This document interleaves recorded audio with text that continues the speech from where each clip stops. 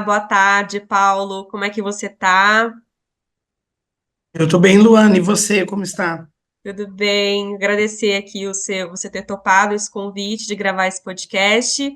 Antes da gente iniciar, eu gostaria de fazer minha autodescrição. Então, eu sou uma mulher branca, uso óculos de armação escura, tenho cabelos castanhos, meus olhos também são castanhos, sobrancelhas também. E estou utilizando um brinco aqui em cor creme e uma blusa de frio cinza, porque hoje está muito frio aqui na região onde eu moro.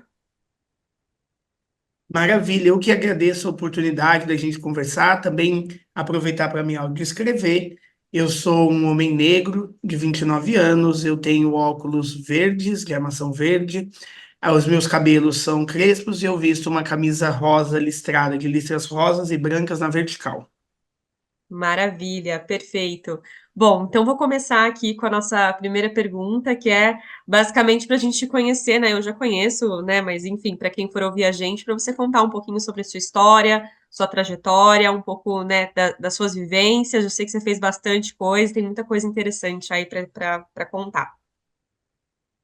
Perfeito, falar da gente é sempre complexo, mas eu gosto de me definir como alguém que é um curioso constante, sempre apaixonado por aprender. Acho que isso levou a tentar inserir e participar da educação em toda a minha vida. Eu sempre fui o aluno que era ali, às vezes, mais amigo do professor do que dos outros coleguinhas. Eu fiz a minha formação básica, né, o ensino até o ensino fundamental e ensino médio eu fiz numa escola particular, depois eu tive um período de experiência no exterior, eu fiz uma parte do high school fora, e voltei para estudar direito, sempre quis fazer direito, e notadamente através de uma professora que fez, na quarta série, um simulado, um julgamento simulado, se a descoberta do Brasil era intencional ou casual. E naquela época eu fiquei responsável por dizer que era uma descoberta intencional e acho que ali ela já me fez decolonial.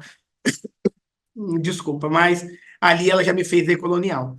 E dali para frente optei por estudar o direito, prestei alguns vestibulares e optei pela Unesp Franca, onde tive a oportunidade de aprender muito sobre direito, mas também muito sobre o meu papel no mundo, o meu lugar, me identificar melhor como uma pessoa negra. Eu acho que muito das escolas onde eu estudei, eu tive pouca oportunidade de perceber o que é ser negro, principalmente pelo recorte social que essas escolas abrangiam. Consegui fazer o ensino elementar ali até o ensino médio todo sem nunca ter estudado com uma pessoa negra.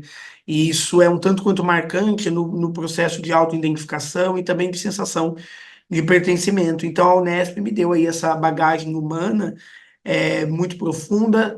Depois disso, eu fiz o mestrado em Direito Internacional e Comparado pela USP, onde hoje eu faço doutorado, e além de alguns outros cursos esparsos, mas a partir da faculdade a temática de diversidade e inclusão ela passa a ser cada vez mais presente na minha vida, tanto profissional como pessoal, uma própria necessidade de compreensão de qual é o meu papel, principalmente vindo de uma universidade pública. Minha formação é resultado de um investimento governamental e de uma política pública, mas também para conseguir que esse espaço fosse de outras pessoas que, infelizmente, não conseguiram dele participar por uma série de questões estruturais. Então, eu fiz um curso de formação para gestão de diversidade e inclusão, atuei como professor voluntário num cursinho pré-vestibular, que sem dúvida é a experiência mais rica que eu tive até agora lecionando. Hoje leciono no ensino superior, mas sem dúvida a bagagem que me permitiu ser um professor bom dentro daquilo que considero e das minhas limitações, óbvio que sempre há algo a aprimorar. O cursinho popular foi fundamental e hoje, além de advogado, eu sou coordenador de diversidade, inclusão e responsabilidade social no Kincaid Mendes Viana, um escritório de 92 anos e que está ansioso aí pelos seus próximos 92 anos, e para isso confiou em mim e num comitê, essa comissão na qual a gente pensa principalmente a nossa cidadania empresarial, como que o escritório e não só os seus colaboradores podem e devem ser um mecanismo de transformação. Uau, maravilha, que incrível. E me conta um pouquinho. A gente sabe que hoje no Brasil e para quem ouve, né, já ouviu algum podcast meu, eu sempre vou falar desse dado, a gente sabe que, não sei se você já ouviu falar da avaliação chamada PISA, eu acredito que sim, né? O PISA, para quem não conhece, é uma avaliação internacional que mede a educação de base dos países. Ela é aplicada para jovens de 15 anos, estão concluindo o seu ciclo básico, aqui no Brasil, ensino médio, e ela tem 6 níveis, né? E a ideia é que esse jovem saia desse ciclo básico no nível 6. Aqui no Brasil, a gente tem que a maior parte das pessoas, ensino particular e público, se formam nesse ciclo básico, estando nos primeiros níveis, né? No nível 1, 2 e 3, mais precisamente 97% da população no ano de 2022. E apesar da gente ter tido a pandemia, que foi um grande agravante, desde os anos 2000, de quando essa avaliação é aplicada, a gente concentra a maior parte. E aí, visto isso, como é que foi a sua experiência dentro do seu, né, dentro desse papel de professor, né, professor de cursinho, professor universitário? Como foi encarar esses jovens, né, que chegam nas universidades, é, muitas vezes sem essa base educacional?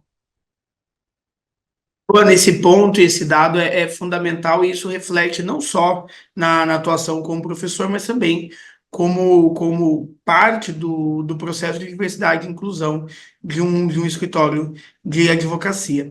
É interessante a gente notar que a gente passou por um processo muito válido e muito relevante de democratização do ensino superior. Isso é fundamental e é um passo relevante. Mas as nossas políticas públicas para o ensino de base ainda são descentralizadas e muitas vezes pouco efetivas.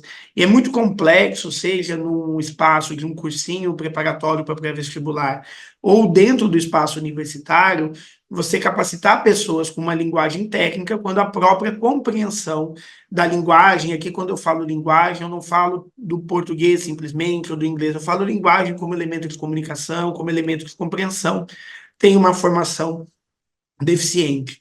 A gente ainda vê que muitas escolas, principalmente na nossa educação de base, embora a gente tenha uma formação pedagógica excelente para vários professores, há um pouco incentivo para a escola como local de transformação, ainda há muita ideia da escola ser um lugar onde o aluno, principalmente nos primeiros anos, aguarda o pai ou a mãe trabalhar.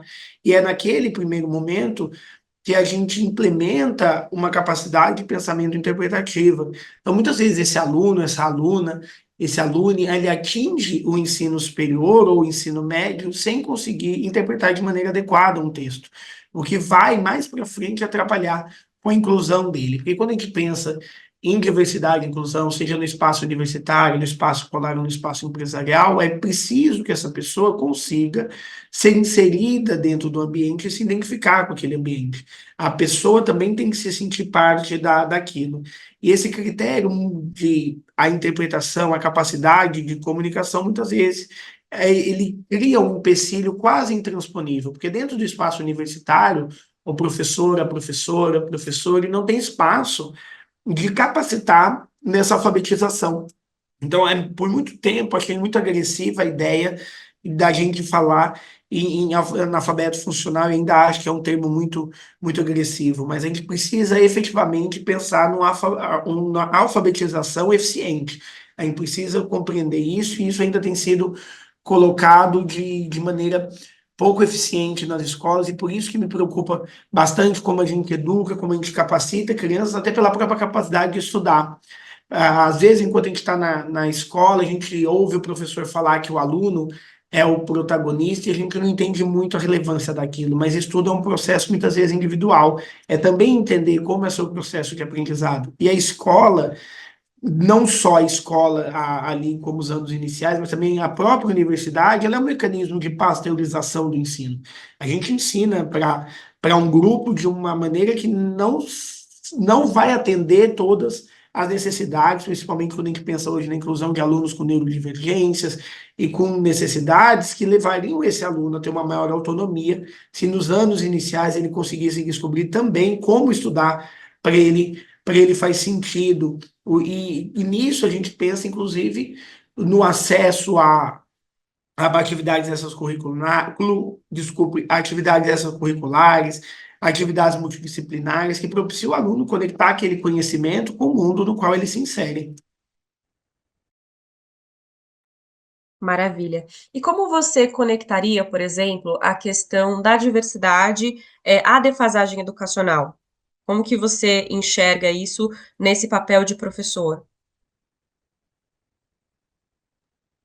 É interessante a gente perceber que quando a gente pensa em diversidade, principalmente quando a gente conecta a diversidade dentro de uma agenda ESG, que as empresas estão cada vez mais preocupadas, a gente pensa fundamentalmente em educação e capacitação.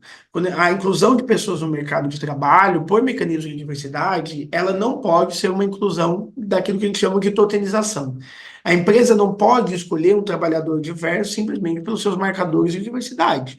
Ela tem que escolher um trabalhador que, dentro daquilo que pode ser exigido, atenda às especificidades técnicas daquela vaga, mas que ele tenha um olhar atento à diversidade daquela pessoa. Importante aqui, inclusive, ressaltar que essa não é uma defesa que as pessoas têm que ter experiência para o primeiro emprego, que é o que a gente vê muitas vezes, ou que ela fale inglês fluente para um cargo que nunca vai ser utilizado em inglês. Então, o primeiro passo é o recrutador refletir quais são as necessidades específicas daquela vaga. Mas quando a gente pensa em posições adequadas, posições de liderança, elas envolvem comunicação e linguagem. Elas envolvem a percepção de informações que não estão na luz de um texto, mas na sombra das entrelinhas. E para isso é necessário uma educação que confira a independência interpretativa para que ele consiga se posicionar especificamente, seja dentro do ramo do direito ou qualquer outro ramo, cargos de liderança lidam com conflitos. E a solução de conflitos é uma capacidade de comunicação que muitas vezes esses candidatos que são selecionados por critérios de diversidade não conseguem exercer ou até conseguem com muito mais dificuldade. E quando a gente pensa, mas a pessoa X, ela veio desse lugar e ela conseguiu com muita dificuldade transpor todas essas regras, então todos os outros conseguirão. Acho que esse é um elemento fundamental, é perceber que essa dificuldade que o outro passou não é normalizar ela, mas entender que a gente tem que buscar mecanismos para que essa dificuldade não exista para os demais. O sofrimento de alguém para conseguir galgar uma melhor posição, uma presidência, uma gerência de uma empresa vindo de uma posição de diversidade, ele não é um exemplo do que os outros devem fazer, mas sim um exemplo de como nós, enquanto sociedade, devemos encarar aquele problema para que outras pessoas não passem por isso. Então, quando a gente pensa nessa educação, o que cada vez mais se percebe no mercado de trabalho são pessoas que chegam com o ensino superior, mas elas não conseguem conectar aquela ciência que eles têm na faculdade, que dominam, com as necessidades cotidianas.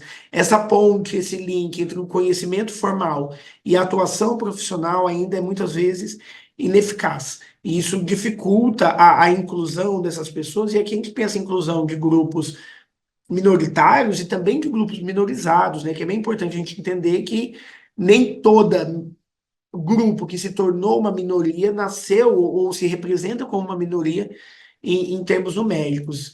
E essa educação, ela precisa, inclusive, ser contínua. E quando eu digo dessa dificuldade, eu não estou aqui sugerindo que as empresas deixem de buscar profissionais diversos, mas que as empresas têm que pensar em um programa de educação contínua, não só para esses profissionais, como para todos aqueles que passem por essa necessidade, a necessidade de atualização constante. Porque a diversidade não é só a pessoa diversa, mas também o ambiente que esteja preparado.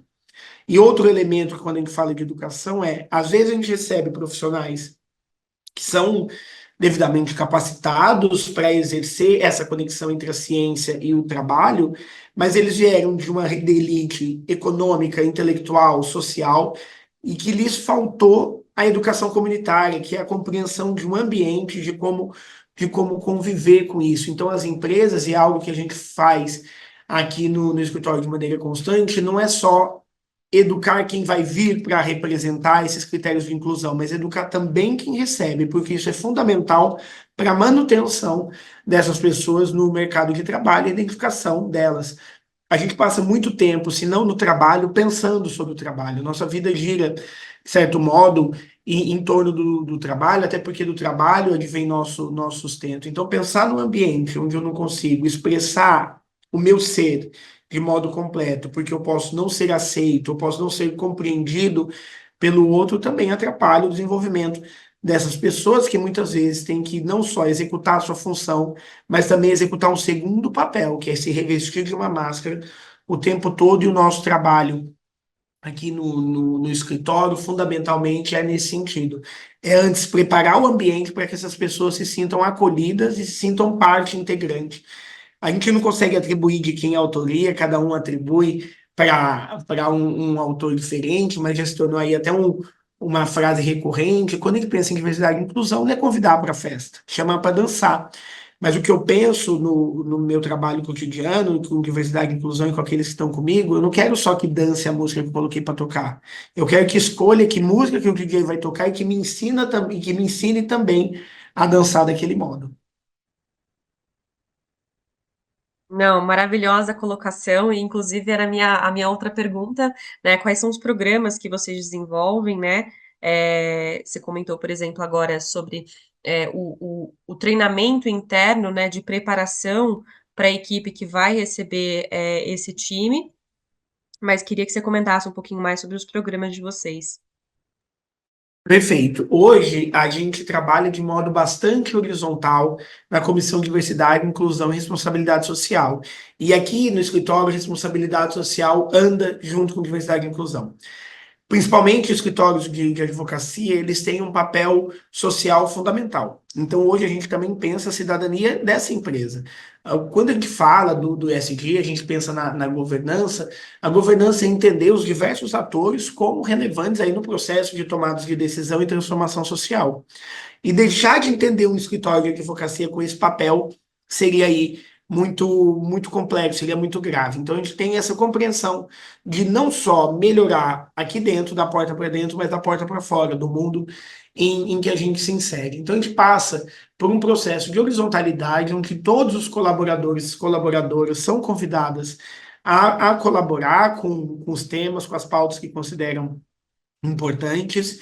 E a partir disso, a gente faz uma filtragem e trabalha com processos internos, processos abertos para clientes e processos em relação com a sociedade. Então, primeiro, os processos internos são aqueles que são realizados entre os colaboradores do escritório, que eles têm aí um recorte mais preciso, porque a gente consegue perceber as deficiências do cotidiano, a gente trabalha com letramento, a gente trabalha com uma formação específica para os mais diversos recortes de diversidade e inclusão. Depois a gente também faz programas que se relacionam com os nossos clientes, convidando aí uma comunidade aberta de uma indústria e de um perfil que a gente consegue compreender esses problemas ainda. E depois a gente também tem as atividades com a sociedade. Essas aí envolvem um trabalho muito grande prévio, porque é importante a gente conseguir transpor a ideia da caridade para uma transformação social efetiva. Então a gente tem um programa de seleção dos nossos parceiros, a gente tem um programa de identificação, qual é a transformação social que essa atividade vai gerar. A gente pensa muito nos ODS, nos Objetivos do Desenvolvimento Sustentável. O que eu estou atingindo, como eu estou ajudando nessa agenda programática, quando eu me vinculo a essa organização social, quando eu executo uma palestra em determinado lugar, para entender um aspecto de cidadania. Não basta que as empresas, sejam de qual ramo que elas sejam, elas simplesmente doem o dinheiro. Não é sobre o quanto custa, é sobre o valor que agrega. E é muito difícil a gente converter esse valor em pecúnia. Então, é isso que a gente busca, o valor nessas parcerias. Mas voltando aí nesse espiral que eu falei, a capacitação interna, a gente sempre busca trazer pessoas que tenham um lugar de experiência para tratar sobre aquilo, principalmente uma experiência que seja distante, muitas vezes, do olhar geral do escritório. O direito no Brasil ainda é uma elite intelectual. Isso é uma triste realidade. O direito ele é um mecanismo da vida de todo mundo, mas a gente ainda é uma elite intelectual. E quando a gente pensa em elites intelectuais no Brasil, elas estão fortemente é, há uma relação muito forte entre elites intelectuais e elites sociais, elites financeiras. Então, muitos dos problemas que são comuns na sociedade poderiam não ser conhecidos desse grupo. Então, a gente traz essa perspectiva do local, dessa sociedade que a gente insere, tentando aproximar a nossa realidade para que o ambiente interno esteja pronto para, se hoje chegar uma pessoa com algum recorte de diversidade e inclusão, ela consiga ser atendida. E, além de tudo, a gente busca que cada pessoa que faz parte do nosso time entenda que ela também é uma representação de diversidade. Independente se for uma pessoa branca, cis, ela também é diversa, só que a diferença é que o sistema, a sociedade passou a entender aquele determinado grau de diversidade como padrão. Padrão é uma criação social, então a gente passa bastante por esse processo de aprimoramento. Uma preocupação muito grande que eu sempre tive, os meus colegas nesse processo de horizontalidade, é que as nossas transformações fossem genuínas. A Comissão de Diversidade, Inclusão e Responsabilidade Social não pode ser uma agenda de datas comemorativas. Não pode ser um calendário temporário, porque os concorrentes ou as outras empresas do mesmo ramo fazem. A gente busca identificar a cultura do escritório, que é uma cultura de mais de 90 anos, junto com as necessidades da sociedade atual, e combinar isso de modo para que isso seja perene, e esse também acho que é até um ponto de vista que eu consigo agregar. A minha perspectiva individual de diversidade e inclusão não é a minha mesma perspectiva quando eu atuo como coordenador de diversidade, inclusão e responsabilidade social. E não que uma ou outra seja melhor, mas a minha perspectiva pessoal, ela decorre do espaço em que me insiro como pessoa. E aquela dentro do escritório, do espaço em que o escritório se insere e de uma percepção coletiva de todos que aqui estão. E para finalizar a resposta a essa pergunta, algo que é fundamental que a gente faz é convidar pessoas que têm marcadores de diversidade em todas as épocas do ano. A gente não convida negros para falar só em novembro, a gente não convida pessoas trans para falar só no mês do orgulho, a gente não convida pessoas com deficiência só para falar no dia da pessoa com deficiência. É importante reconhecer essas pessoas como profissionais amplos e que podem exercer as mais diversas funções. E isso também exerce um papel semiótico. A gente começa a normalizar ver essas posições em outras funções. Se eu só vejo negros no mês da consciência negra, eu tenho a ideia de que aquela pessoa, mesmo que a gente busque não ter a formação imagética que o ser humano tem, ela é algo muito forte, que negros só vão saber falar sobre diversidade. Então eu quero advogadas negras falando sobre direito da propriedade intelectual, falando sobre direito imobiliário, falando sobre determinados outros pontos. E, acima de tudo, a gente remunera os nossos parceiros. Há uma percepção do mercado que essas pessoas não devem ser remuneradas ou que elas só estão contando a sua história de vida. E esse é um ponto importante. Quando alguém se disponibiliza a ser um profissional de diversidade e inclusão, não é só contar uma história de vida, envolve aí todo um critério científico, uma análise e um planejamento. Então, em linhas gerais, são esses os programas que a gente implementa, pensando principalmente, a gente não dá nome para cada um desses programas, porque eles passam por transformações constantes, eles são cotidianamente recalibrados. A gente precisa sempre ter esse olhar. E quando a gente pensa em ESG e a gente pensa também no ambiental, eu estava até comentando com meus colegas esses dias, alguns anos, algumas décadas atrás, a gente falava, saía nos jornais, o surgimento do diesel como uma grande transformação em prol do meio ambiente, para substituir o carvão. E hoje o diesel é um grande inimigo. Então, por que esse exemplo para isso? Porque é importante a gente entender que diversidade e inclusão também vai passar por transformações. Eu estou muito atento hoje a eliminar as barreiras que algumas pessoas passam por causa de gerações anteriores, mas eu estou ainda mais preocupado em daqui a alguns anos eu saber quais foram os preconceitos que eu reproduzi, quais foram as barreiras que eu também ajudei a criar. Esse olhar é atento. Ser coordenador de diversidade e inclusão, ser um homem negro, não tira de mim a reprodução desses preconceitos que a sociedade tem. Então, por isso, é um olhar ativo a todo momento. Eu tenho que deitar no meu travesseiro e pensar: será que eu fui transfóbico? Será que eu fui misógino? Será que eu fui machista? Será que eu fui elitista? Hoje, esse é um pensamento cotidiano. Então, a gente está sempre tentando perceber essas transformações para percebê-las o quanto antes, porque ninguém merece sofrer aí por tempo prolongado. Então, a gente está atento, a gente também disponibiliza um canal de denúncia. Até hoje, esse canal não foi usado. A gente também adotou um censo.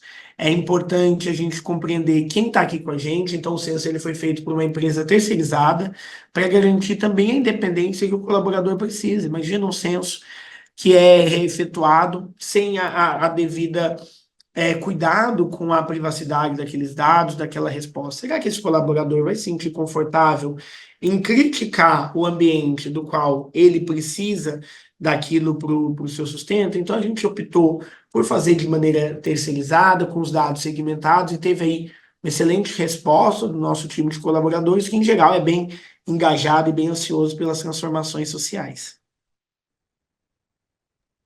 Nossa, que demais toda a sua fala. E hoje particularmente hoje, eu tava no trajeto, e aí eu comecei a pensar sobre essa área de diversidade, o quanto eu desejo que daqui a uns anos ela não exista, que a gente possa fazer isso de forma tão orgânica que não precisa ter uma área para pensar sobre isso, né? E é muito legal você trazer, por exemplo, sobre as pessoas que fazem parte dos recortes não falarem só sobre recortes, né? São todas pessoas com potenciais, com N habilidades que, como qualquer outra pessoa que poderia estar sendo falado ali, ensinado, transmitido, e que não necessariamente só sobre aquele local que ela, né, que ela se situa. E e é importante também a gente reconhecer a importância desse investimento, né, na base educacional, para que a gente possa chegar nessa fase do recrutamento e a gente possa olhar de verdade com equidade para as pessoas. E não mais necessariamente a gente precisar ter esse tipo de olhar sobre diversidade. E aí, ainda sobre isso, acho que também é importante esse olhar sobre a caridade, né? A caridade ela é importante e ela é um meio é, imediatista para resolver certas questões, mas ela não resolve o problema, né? Então é importante também as empresas nesse viés de contratação não é olhar para a diversidade só pela diversidade, né? É você olhar para o técnico e ter técnicos, né, diversos dentro do seu ambiente. E para isso a gente vai conseguir, né, investindo ali na educação e na qualificação de todas as pessoas para que todo mundo tenha equidade nesse momento de projeto de vida. E aí, que você, né, como que você enxerga o papel desse profissional dentro de SG, tanto em relação aos seus desafios, quanto em relação às transformações que ele pode trazer e causar, e aqui eu estou trazendo SG, mas engloba diversidade também, causar para dentro do seu ambiente de trabalho, até mesmo para a sociedade como um todo. Perfeito. Eu gosto de pensar na diversidade e inclusão também dentro da agenda do ISG, principalmente quando a gente pensa no S e no G, né? No social e na governança. A governança, como eu disse antes, é um mecanismo de empoderamento de atores. E quando a gente pensa em representatividade, isso é fundamental para que essas pessoas consigam fazer parte de tomadas de decisões de modo eficiente e também no social, quando a gente pensa numa sociedade justa e igualitária. A gente acaba, muitas vezes, e com isso vou chegar aí ao ponto da pergunta, compreendendo o desenvolvimento sustentável como preservação do meio ambiente. E desenvolvimento sustentável não é preservação do meio ambiente. Desenvolvimento sustentável também é a possibilidade dessas pessoas, enquanto indivíduos, atingirem o seu desenvolvimento individual e coletivo, atingirem novos patamares do seu desenvolvimento social. A preservação ambiental também faz parte do pacote do desenvolvimento sustentável, mas não é o único elemento. E por que isso é importante para a gente pensar na educação como mecanismo de transformação e na diversidade e inclusão? A gente tem uma agenda de ESG muito mais voltada a empresas que buscam diversificar a sua contratação. Mas quando a gente pensa quem é contratado, em geral, e assim deve ser até pela proibição do trabalho infantil, são pessoas adultas. Aqui eu não vou abordar, até pelo nosso recorte, a possibilidade do menor aprendiz, a possibilidade do estagiário. Mas a gente pensa, em geral, como diversificar o ambiente através de contratação de pessoas adultas. Só que a fase da formação do cidadão é a infância e a adolescência. É o período que, inclusive, a lei proíbe de trabalhar, porque esse é um período de formação. E a gente acaba passando por uma parte que essas empresas não estão atentas, porque muitas vezes não trabalham, não têm como um produto a educação, ou que não lidam com crianças e adolescentes no seu cotidiano, acaba não estando atento. E por isso que a gente tem que se afastar da ideia de caridade naquilo que for possível. E aqui não estou sugerindo que não seja feita caridade, mas que a gente pense como o nosso esforço da caridade pode ser transformado em um esforço para transformações perenes, para que essas empresas pensem no exercício da sua cidadania empresarial e investir também na formação e na educação de base, em capacitar pessoas que, se devidamente capacitadas na fase inicial da sua educação, na fase inicial da sua formação, muitas vezes elas já vão chegar ao mercado de trabalho precisando menos de algum olhar especial, olhar atento. Então, a gente acaba tendo uma parcela muito importante do social que ela não é observada por essas empresas, que ainda, e aqui também não estou eliminando o esforço dessas empresas junto ao seu público-alvo, mas é importante que a gente pense nas crianças e nos jovens como mecanismo de transformação. Quando a gente pensa, por exemplo, numa sala que ela é educada socialmente, racialmente, e que ela percebe que a discriminação ela não só é algo que não deve ocorrer, como também é um crime, como a nossa própria lei pune, a gente vai ter aí já um menor risco disso acontecer. Então é importante compreender essa fase da educação como um mecanismo dessa transformação perene, da identificação, da criação dos laços. A gente pensa muitas vezes na inclusão e na diversidade como a colocação num posto de trabalho, mas é importante também a criação de laços sociais. Uma pessoa ela não está incluída só no trabalho, ela está incluída em ir no restaurante e se sentir parte do restaurante. Ela está incluída em ir no cinema e compreender aquilo como um momento de lazer. Ela está incluída em, no final de semana, ela poder frequentar espaços de cultura como outras.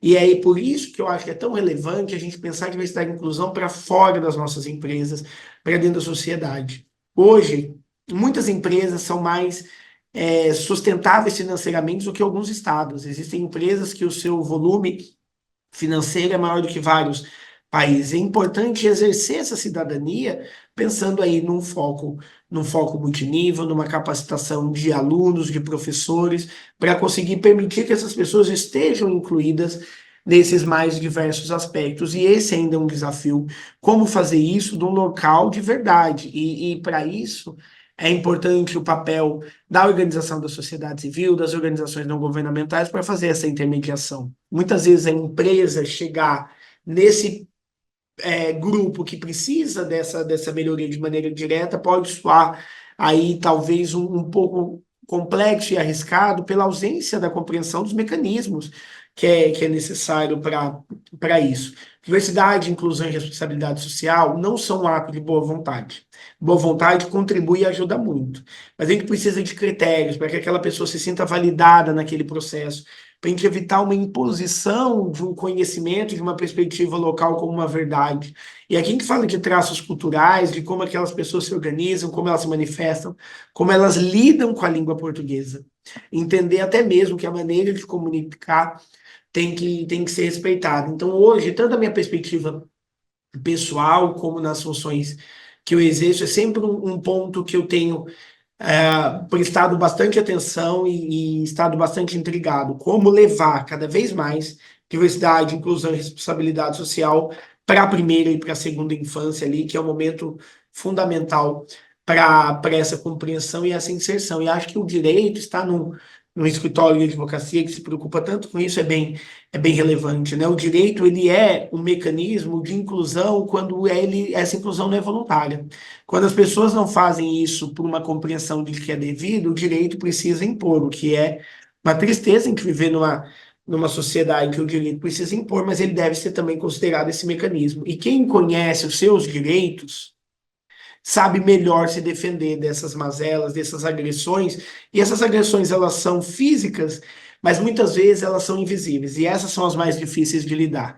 Então essa capacitação, esse conhecimento do seu lugar no mundo, da sua cidadania, é fundamental até para conseguir se insurgir contra isso, porque por muitas vezes a gente é habituado a entender que aquele é o nosso lugar social.